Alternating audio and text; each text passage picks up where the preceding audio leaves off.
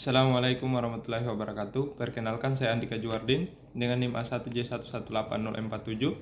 Berikut ini saya akan menjelaskan video pembelajaran tugas praktikum anatomi dan fisiologi manusia dengan judul Sistem Saraf Involunter yang diampu oleh dosen Bapak Mustamin Balumbi, SPD MSI. Langsung saja kita mulai video pembelajaran.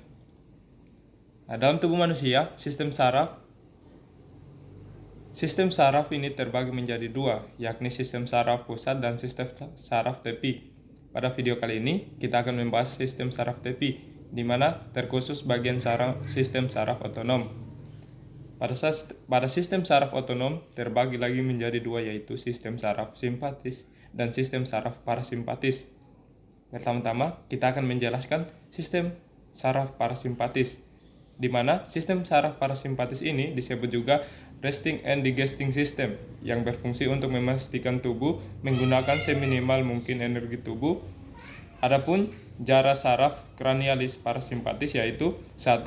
Saraf oculomotoris, 3. Di mana neuron preganglion bermula dari mesencephalon dan menuju ke ganglion ciliaris, dan neuron preganglion akan menginervasi otot polos dan pupil yang menyebabkan kontraksi otot sphincter pupila dan merangsang otot ciliaris untuk proses akomodasinya. Kedua yaitu saraf facialis, 7, di mana neuron preganglion bermula dari pons atau nucleus salivarius superior menuju ke ganglion pterygopalatin dan ganglion submandibularis yang merangsang kelenjar nasal, lacrimal, submandibularis, dan sublingualis. 3 yaitu saraf glossopharyngeal, 9, di mana neuron preganglion bermula dari medula oblongata atau nucleus salivarius inferior menuju ganglion oticus untuk mengaktifasi kelenjar parotis. Keempat yaitu saraf vagus, 10, di mana saraf vagus memiliki peran parasimpatis di tubuh manusia sekitar 90%. Saraf vagus akan menginervasi organ di dalam toraks dan abdomen. Neuron preganglionnya berasal dari medula oblongata atau nukleus dorsal motorik yang akan membentuk plexus terlebih dahulu sebelum menuju ganglion. Kelima yaitu saraf sakral, di mana saraf sakral ini parasimpatis bermula dari substansi grisea medulla spinalis segmen S2 dan S4 yang neuron preganglionnya akan membentuk saraf splagnic pelvicus dan melewati plexus hypogastrik pelvicus yang akan menginervasi organ seperti distal usus besar, vesika urinaria, ureter, dan organ reproduksi. Selanjutnya yaitu saraf simpatis, disebut juga the fight or flight system, yang berfungsi untuk melakukan eksitasi pada saat keadaan darurat dan emergensi. Akibat rangsangan saraf simpatis adalah meningkatnya denyut jantung dan kontraktilitasnya, nafas menjadi cepat dan dalam, tangan menjadi dingin dan berkeringat, serta pupil menjadi dilatasi.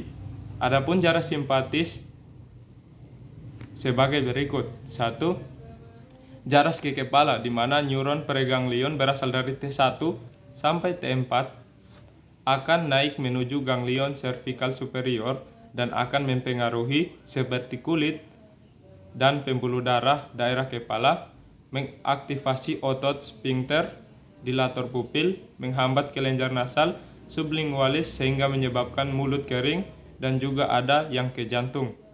Selanjutnya 2 yaitu jaras ke toraks, di mana neuron preganglion berasal dari T1 sampai T6 menuju ganglion cervical, medial, dan inferior dan akan mempersarafi jantung lewat plexus kardiak, pulmonal, aorta, esofagus, dan kelenjar tiroid.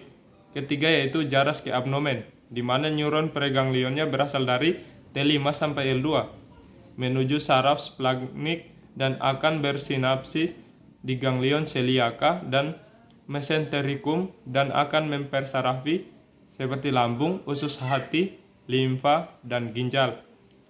Keempat yaitu jaras ke pelvis, di mana neuron preganglion berasal dari T10 sampai L2 menuju ganglion truncus, mensetrika, dan hipogastrika inferior dan mempersarafi distal usus besar, vesika urinaria, dan organ reproduktif.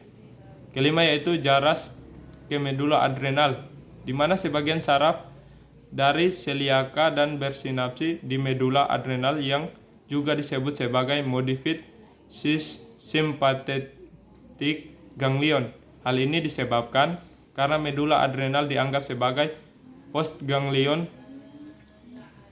Ya, selanjutnya berdasarkan gambar ini kita dapat melihat dan mengetahui skema integrasi saraf pusat dan saraf tepi seperti gambar integrasi sistem saraf pusat dan sistem saraf tepi ini.